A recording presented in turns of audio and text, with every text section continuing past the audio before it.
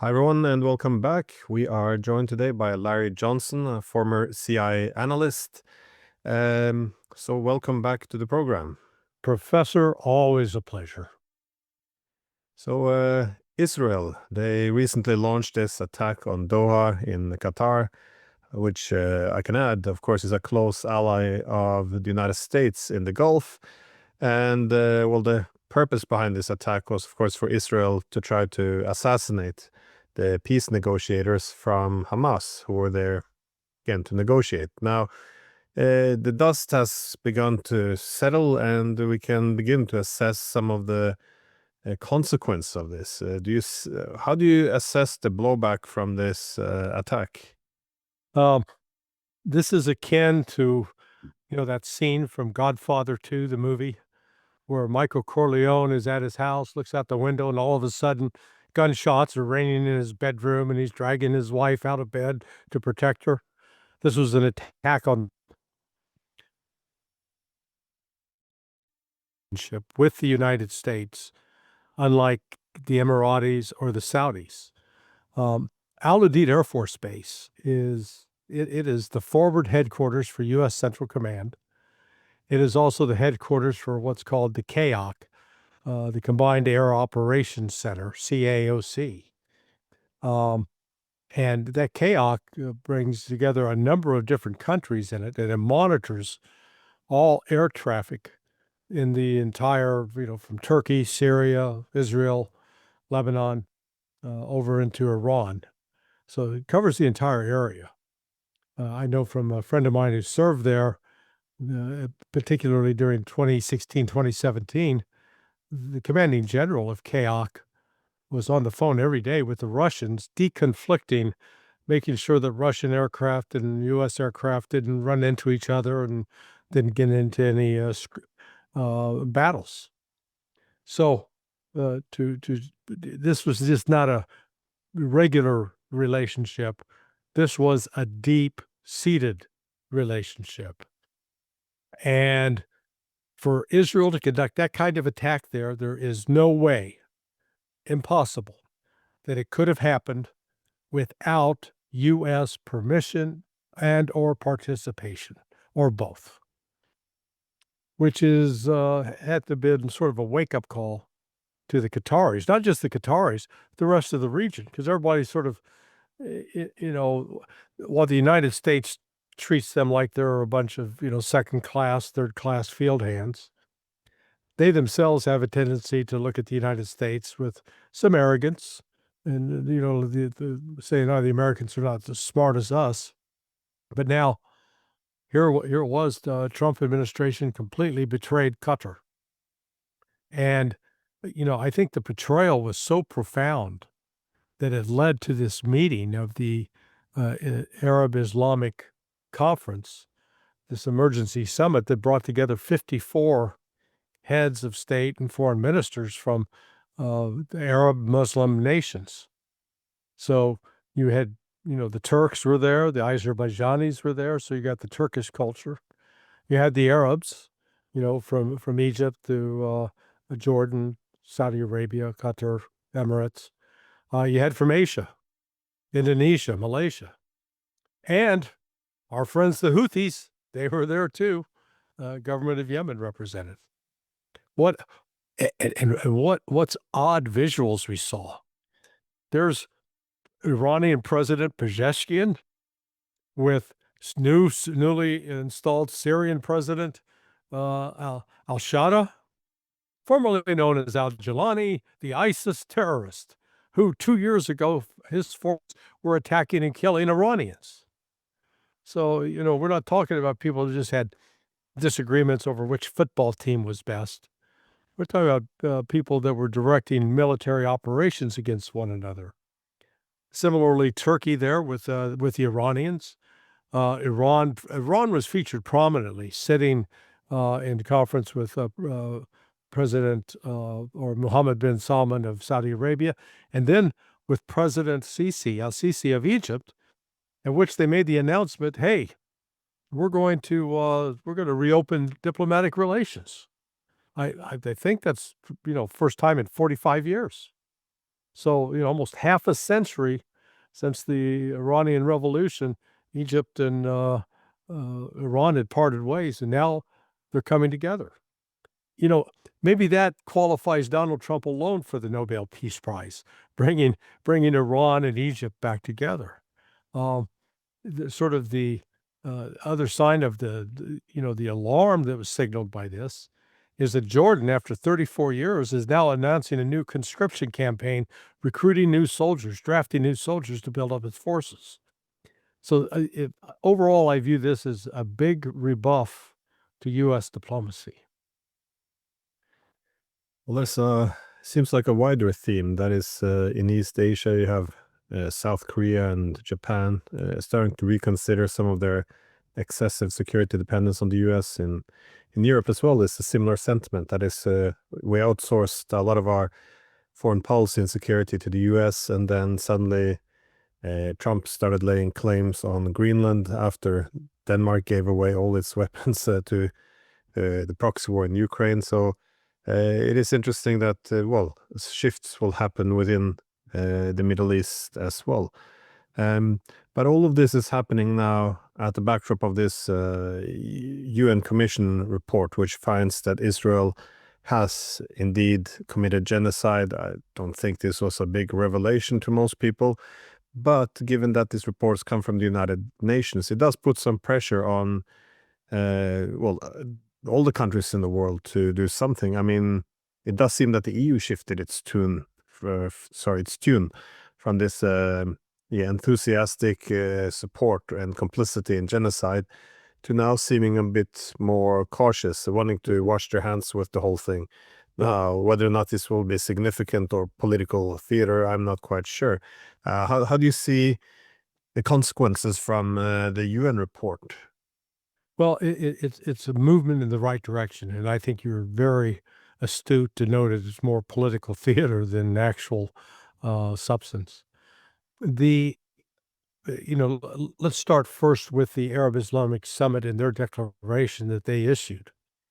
In it, they talk about taking action, joint action to get Israel removed, expelled from the United Nations, which, in light of this report, means that there may be actually some momentum behind that movement to make that happen.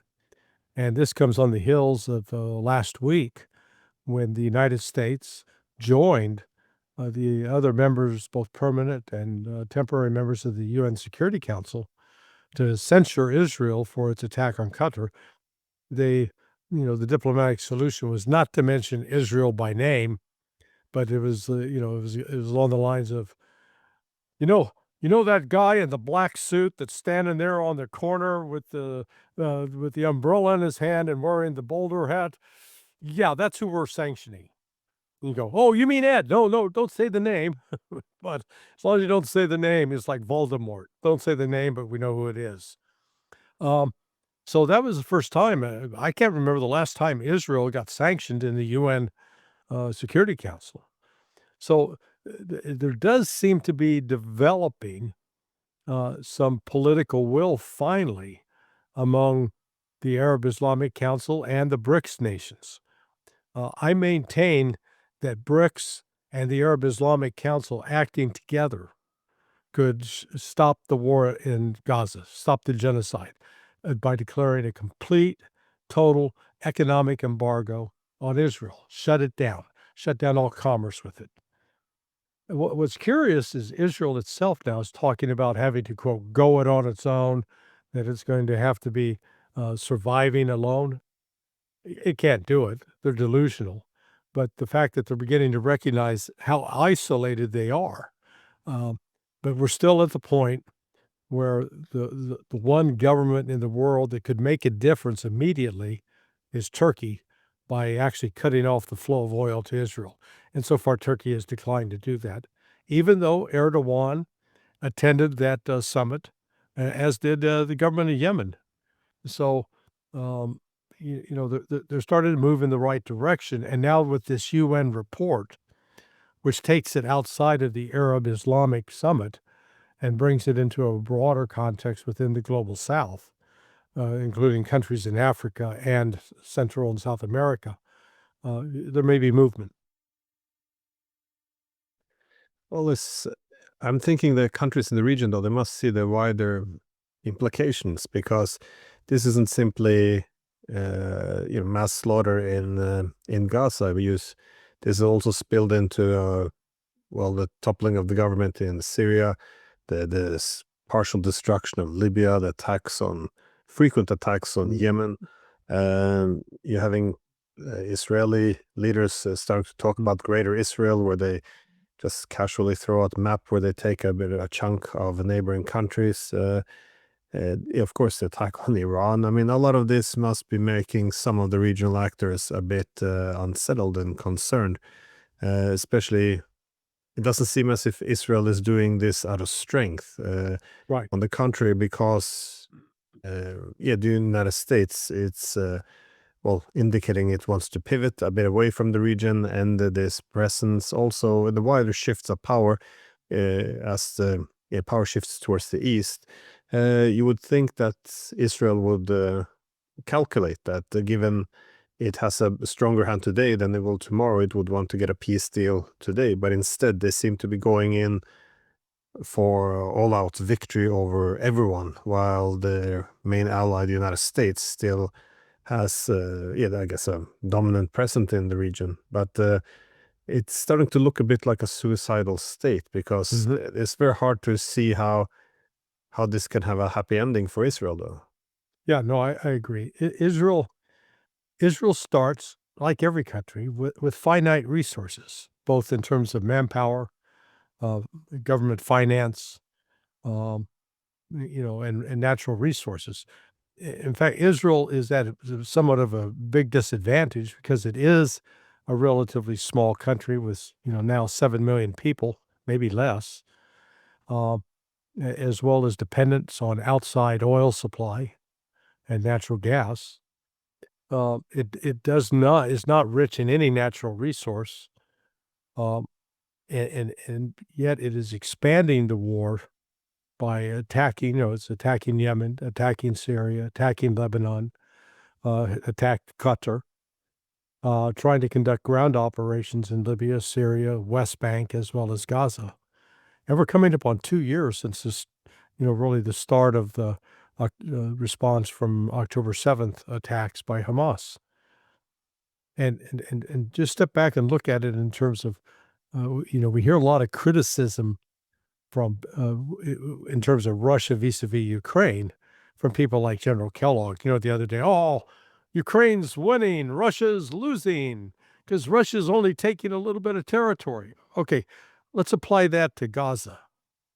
In Gaza, you've got an area of about 25, 28 square miles. It's not a huge area, or it's, 20 miles long, 5 miles wide. That'd be more like 100 square miles. But still, it's a contained area. It's not uncontained. It is basically, the Israelis have it surrounded. The Hamas fighters are in a position where they can't just routinely receive shipments of weapons being flown in or sent in via maritime routes.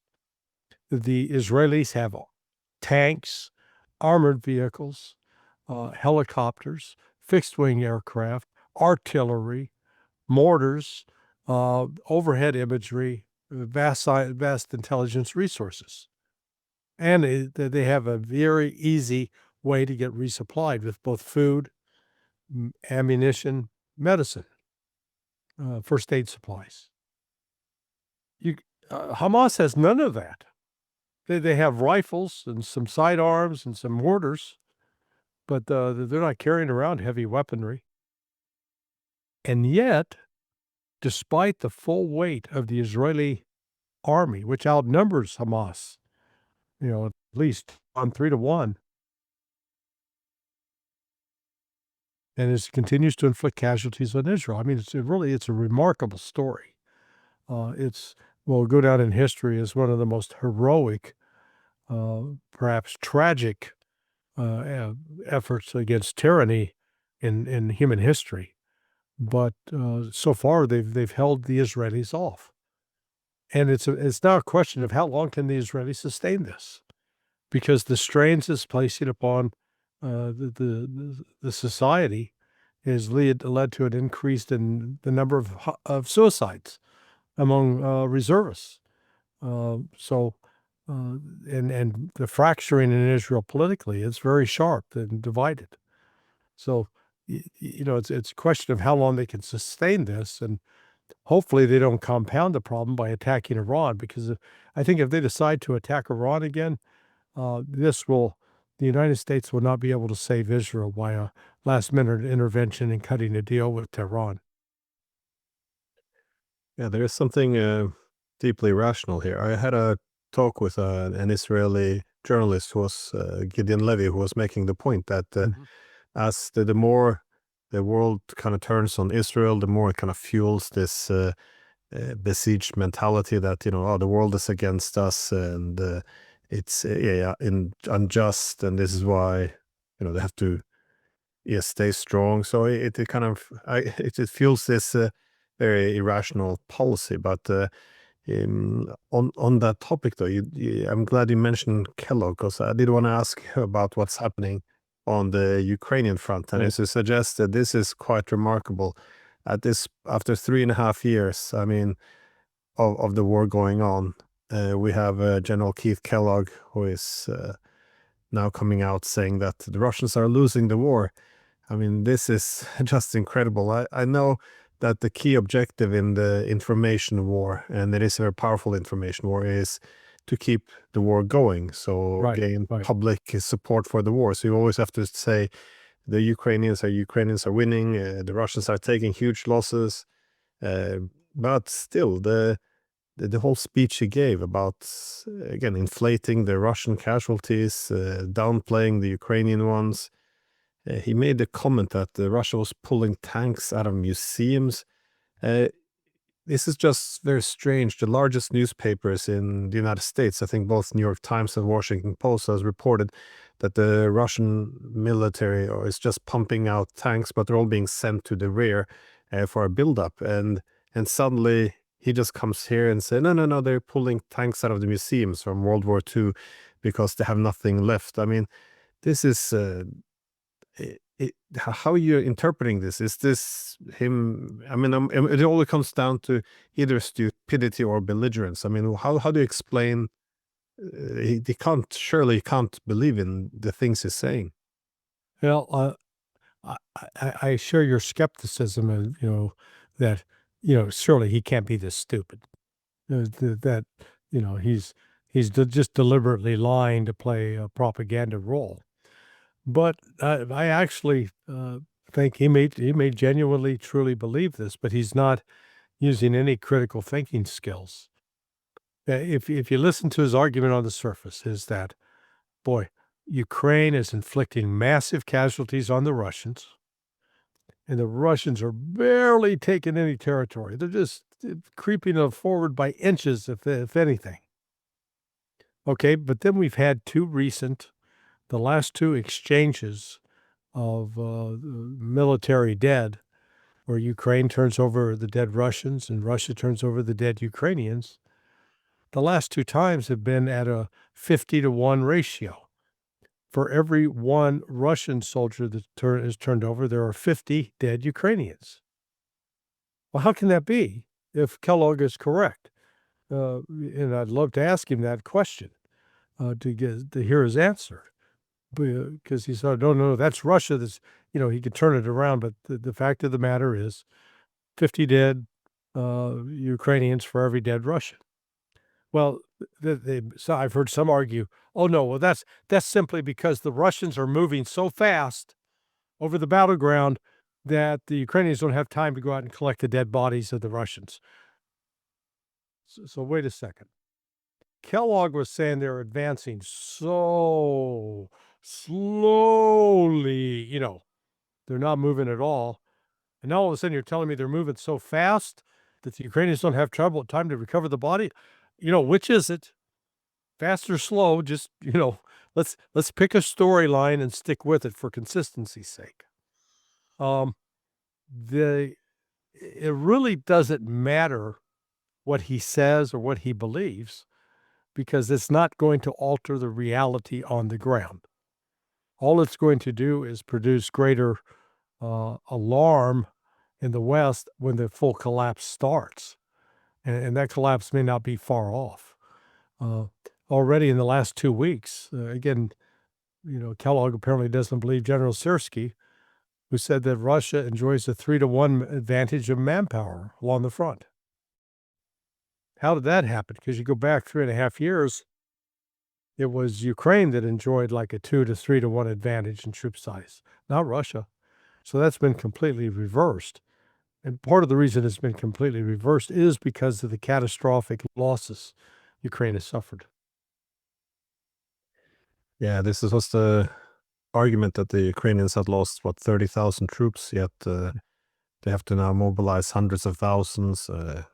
It's this very strange empathy, fake empathy for Ukraine, where they downplay all the horrors which are happening, from their casualties on the front line to the brutal recruitment of Ukrainians. I mean, even the polls showing that Ukrainians want immediate negotiations to end this.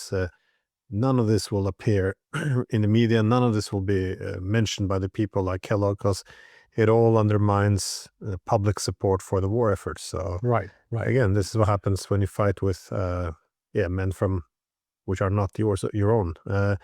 I was curious to how you assess the whole drone situation now, because I'm again, the information war, I'm aware, is raging on all sides, so one has to be a bit cautious about the information. But from Poland now, you're seeing this huge online what is called social media activity, Yeah. almost, where people are mocking their own government because there were some decoy drones. They kind of suspect that it was the Ukrainians who sent them, and I see in the pictures this is drones with duct tape on them, and I mean, it doesn't seem like everyone is completely convinced. And again, I'm not a weapons expert, but I would have thought, if you really wanted to convince everyone, avoid any speculation or conspiracy theories, then why not have a proper investigation of this? But Right. instead, they,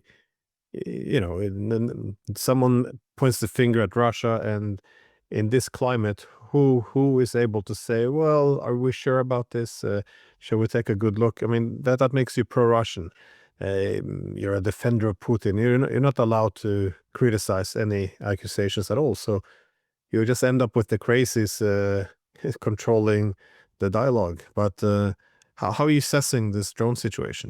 Well, my favorite meme so far that I've seen is this kid. All of a sudden, he hears this rum, rum, rum, rum, rum, and he says, "Oh my God, a drone!" And he ducks down. And then next thing you see is somebody's dragging their suitcase along cobblestones. Eh, so it was the suitcase, not the drone.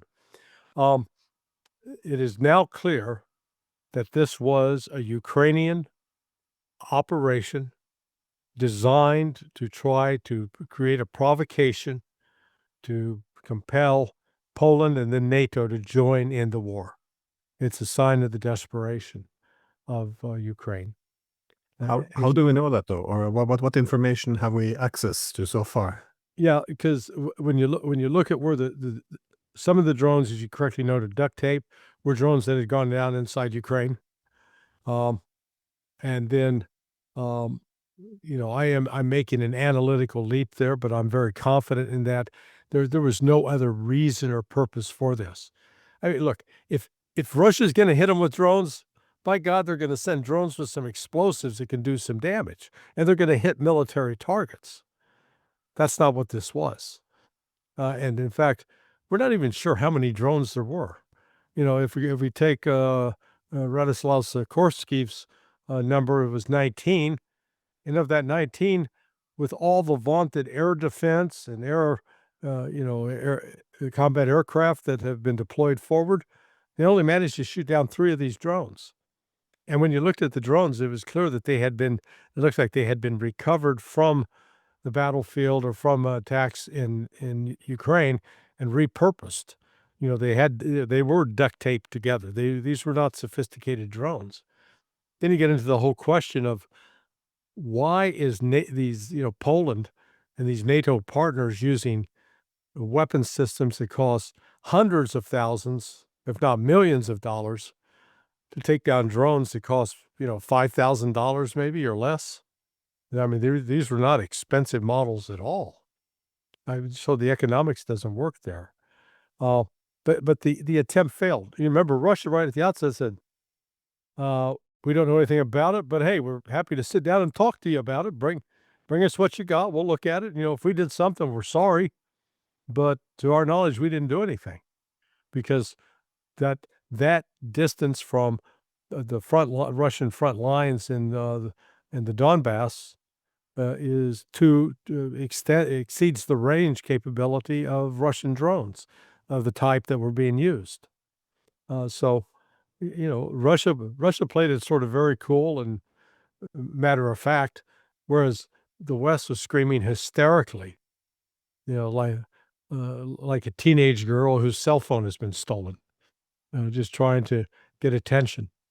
And it's gone nowhere. So I think I take this as just another symptom or piece of evidence of Ukraine's collapse.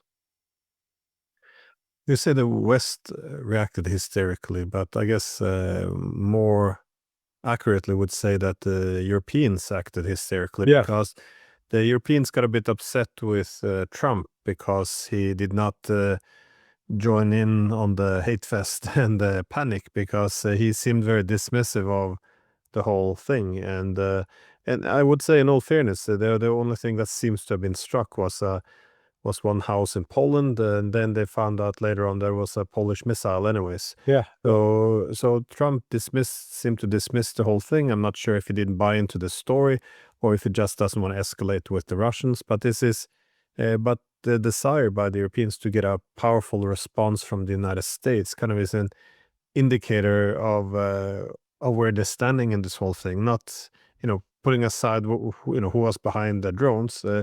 This eagerness to constantly get the Americans pull the Americans back into the war. It seems to indicate that the Europeans don't really have any strategy beyond prolonging the war, keeping the Ukrainians in the fight, and having more American support for the war. I don't hear any clear strategies in terms of objectives and how to achieve those. Yeah, you're right. It is throw the jello at the wall, hope something sticks, and maybe that'll be our plan. Uh, Europe has lost the ability to produce in industrial quantities weapon systems that would allow them to keep Ukraine in the fight against Russia, in terms of, with sustained losses, being able to provide replacements, whether we're talking for artillery shells or Patriot missile batteries or Storm Shadow missiles. Pick your favorite weapon system. None of the countries, neither Germany, France, UK, or the United States, have the industrial depth to be able to produce it in great volumes and to ramp production up well beyond what it is now.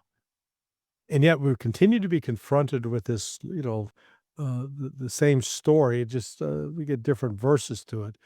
Verse 1 in 2022 was, "Oh, the Russians are running out of missiles any day now, any day. They can't keep this up." And then that was followed by, "Oh, they're having to cannibalize washing machines and refrigerators for computer chips because they don't have enough chips to put in their missiles." So that was the 2022 into 2023. Well, then the reality hit in 23, 24 that Ukraine simply did not have enough artillery shells, and the West was incapable of producing what they would use up in 1 month. So that they were falling behind with that.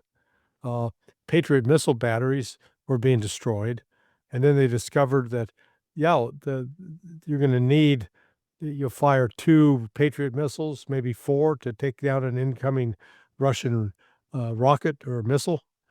Except Lockheed Martin only produces 550 to 600 of those a year.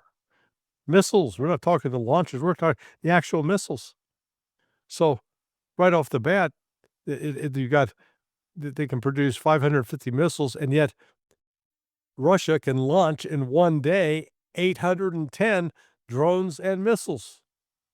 So Russia has the complete, military and industrial capability to completely overwhelm the West to a point that the West cannot compete.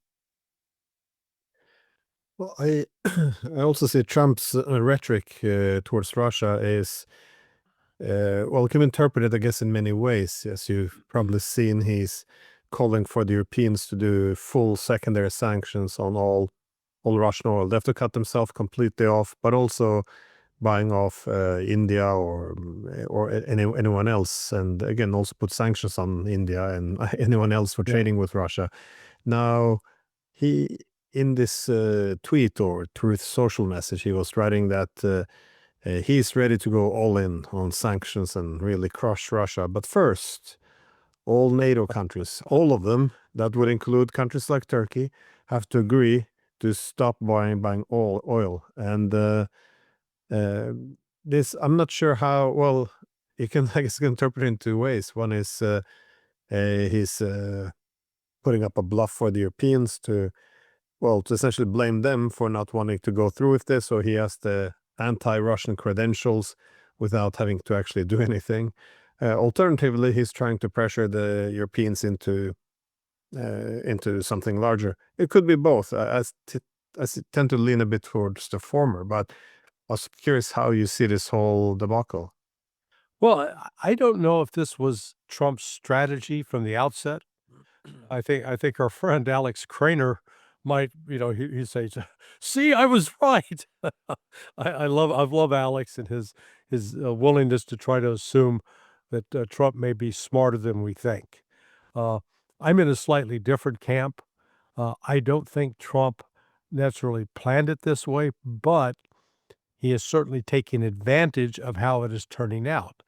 And what I mean by that is he has now put the onus completely on Europe that, hey, we, the United States, boy, we're all in. We will fight with you, with supply Ukraine to the end, but you guys go first. You guys put up the money. You guys provide the missiles. You impose the sanctions. You take the hit there, and then we'll jump on board with you. Yeah. And Europe's going, no, wait a second. No, no. You go first. And Trump said, no, we're not doing that. This is your war. We'll be happy to help you as friends. We're there, but you've got to do it.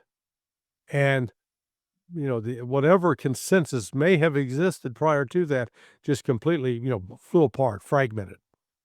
And so nobody's, here's the UK, for example. They just signed a free trade agreement with India, giving their colonial history with India. And, Starmer's like, I'm not going backwards. We're not going to go tell the Indians, so, go pound sand. We've changed our mind. We're going to do what the United States wants. So this is, Glenn, I think, just one more example of how what was the U.S. hegemony on both the economic, political, and military front. This is one more example of that hegemony fading, disappearing. We've seen it militarily with the Houthis driving the U.S. Navy out of the Red Sea. Trump can claim they capitulated all he wants, but that's, just simply not the case. Economically, got India and China selling off their T-bills, their U.S. Treasury bills, and beginning to conduct trading transactions with major companies, both within BRICS and without, based upon the respective currencies. So the demand for the dollar has gone away. And we've got some evidence that this is, in fact, the case. According to data recorded through June, in 2025, the number of SWIFT transactions have declined 15% compared to 2024. Well, that's a significant number. And SWIFT transactions, if people don't understand what I'm talking about, it's simply the way international banks move money from one point to the other. It's an email system. It's a little slow and clunky, but it has been the major way to identify what kind of movement, whether Russia was sending China money because it would usually go through a dollar, they'd have to buy dollars or sell dollars to send dollars. That's all changing. So you've got the United States in a weaker position economically, weaker position militarily, weakened position politically, becoming more isolated by virtue of its support for Israel, and with Russia and China, by contrast, acquiring greater respect and more support around the world. So it's a dangerous, volatile time when you've got someone who's used to being in charge finding out that they're no longer in charge. Yeah, China rolled out their alternative to SWIFT, I think it was back in 2015, to a large extent, I think, as a response to what was happening in Crimea, because this is when the West cut off Crimea Right. from SWIFT, and it was a bit of an ironic thing, because they said, Crimea is under occupation, so they didn't cut off the rest of Russia, they just cut off the part they said were occupied. So it was a strange approach. But Russia also has now their own alternative, and this has ramifications as well for the United States. It's not just they're not using their banks or dollars, but if you're not using the SWIFT anymore, this was used to gather in a lot of information, so they know what kind of trade deals are being made between China, Brazil. Because if they're not using this anymore, then they're missing out on this information and the ability to effectively prepare American farmers for, well, realistic what they can expect in terms of demand. They can't really do this without having clear overview over the numbers. So Right. it's having a lot of ramifications down the line. I don't think they thought this one completely through, because not just Russia, the whole world is now thinking, we could be next. So, Yeah, but yeah. Look, you're exactly right that they didn't think it through. One thing they didn't take into account is that when you're trading in dollars, so let's say you're China and you wanted to buy uh, soybeans. Well, let's say now they're buying soybeans from Brazil. So let's say under the old system, they were still buying their soybeans from Brazil, but China would go out to the open market, buy dollars, and then send those dollars to Brazil, and then Brazil could keep the dollars or convert it to some other currency or send it offshore. That was then. What's happening now is, and it did happen in the last 3 months, that uh, China canceled its contracts to buy soybeans from the United States because of the tariffs, as a sign of its displeasure, shifted all of that business to Brazil. And all of a sudden, that exchange is made in the Chinese currency and the Brazilian currency. Then they're not buying dollars. Okay. So what does that mean? You got this pool of dollars sitting out there, and the demand for it's going down. Well, if you've got a quantity X of something and the demand for it is shrinking, then the price of it goes down as well, because there's not as many people competing for it, as opposed to say, hey, we have 2 tickets to my favorite rock band, and there's maybe 100 of you wanting to get it. I'll take it for the highest bidder. So the limited quantity, big demand will drive the price up. Well, right now the United States is facing this, let's call it a flood of excess dollars sitting out there in the international market. On top of that, you've got India and China selling off their U.S. Treasury bills. So what that does is it increases the supply of dollars to the point that the price of the dollar goes down. The dollar is less valuable because there's so much of it. And it's good news if you're producing something in the United States that you want to sell overseas, because that means it's what you're selling overseas is cheaper. But let's say I want to be a wine distributor for great wines of Australia and New Zealand. Dollars for a box of wine last year. This year is now $20. I have to pay $20 to get it, just because the dollar is now worth less. Well, that means if I'm going to sell that wine in the United States, the price is going to go up, and this is what helps trigger inflation, which is in fact what the United States is experiencing right now. I did want to ask one last question based on again. There's a lot of developments on the map now, as you see in Ukraine. As that is the entire Zaporizhia front in the south appears to be falling apart quickly. But you also see Siversk in a pincer. You have Kupiansk in a pincer. You have Pokrovsk in a pincer. You have something. The developing around Konstantinovka as well. I'm not sure if it's a proper pincer yet, but you can see kind of the developments taking place, and which is with each of these ones, the Ukrainians are taking even higher losses in the attempt to rescue the situation, which they can't. And of course, when the whole thing falls apart, they see that the casualties spike. But as all of this is happening, I also see them starting to soften up the targets on the western side of the Dnieper, then primarily in Kherson, and but also targeting very heavily Odessa as well.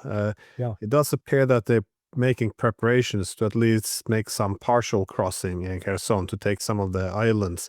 But how are you assessing the situation? Do you think the Russians will go all the way now for Odessa? Because if they can't get a deal, and the NATO is determined, or the Europeans say they will send troops to Ukraine after the war, surely Russians can't accept having NATO troops in Odessa. Do you think they will go all the way, or do we know anything beyond speculation?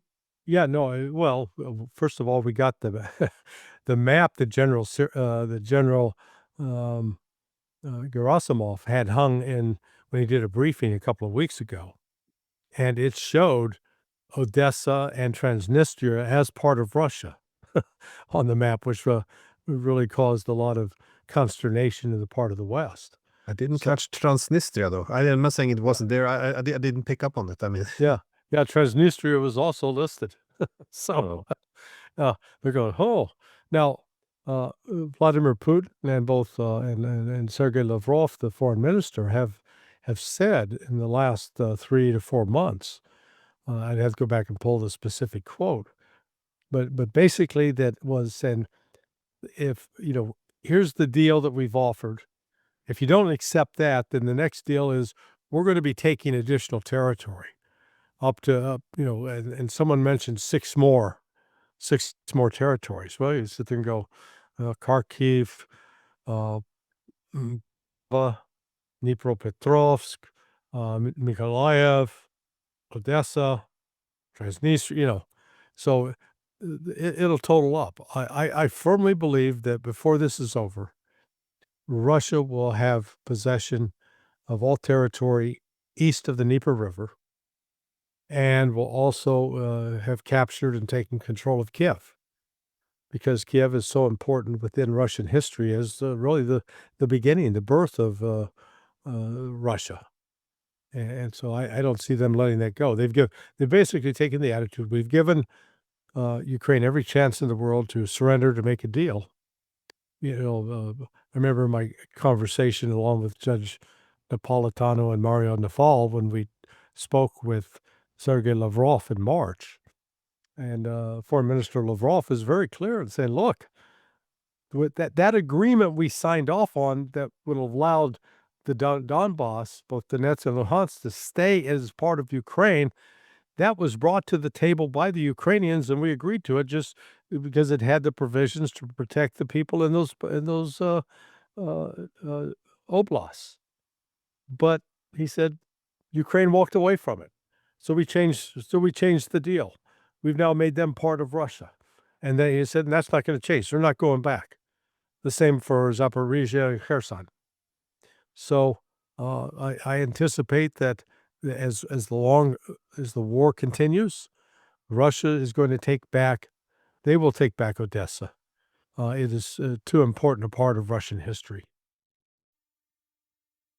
for the life of me, I can't understand why there's not more willingness on the western side to strike a compromise, as well as Zelensky. I mean, if they lose Odessa as well, become a landlocked country, and what it means in terms of the humanitarian problems of people leaving their homes and being dislocated, displaced. It's just it's going to be impossible for Ukraine to recover as a country. If they also lose Odessa, the whole country could fragment. It's just, it's incredible that they can't. I mean, there's no pathway to peace. That's pathway to victory here. So why? I just don't understand even the reluctance to talk to the Russians on the European side. It doesn't make any sense at all. It's very extremely frustrating to watch. But and all of while they're doing this under the banner of no, we're standing with Ukraine, like to the last Ukrainian. It's very, very dark, but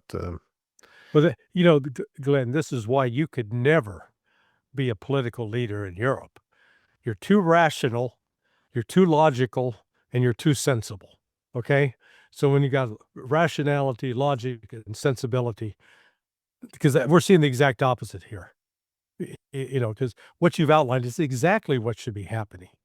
And if there was actually even a smidgen of human compassion for the Ukrainians, for people, for God's sake.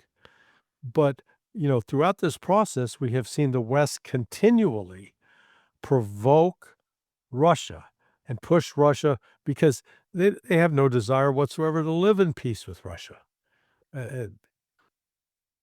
yeah, a colleague of mine wrote an article. He made the point, if we send more weapons, if the only thing we can achieve is that Ukraine loses slower and therefore more men, is it worth doing? And he was attacked for this. It's anti-Ukrainian. So it's welcome to post-rational Europe. But Yeah, it's I don't know about, well, okay, you're the historian. You tell me, as you've gone back and you've read history of World War I, the histories of World War II.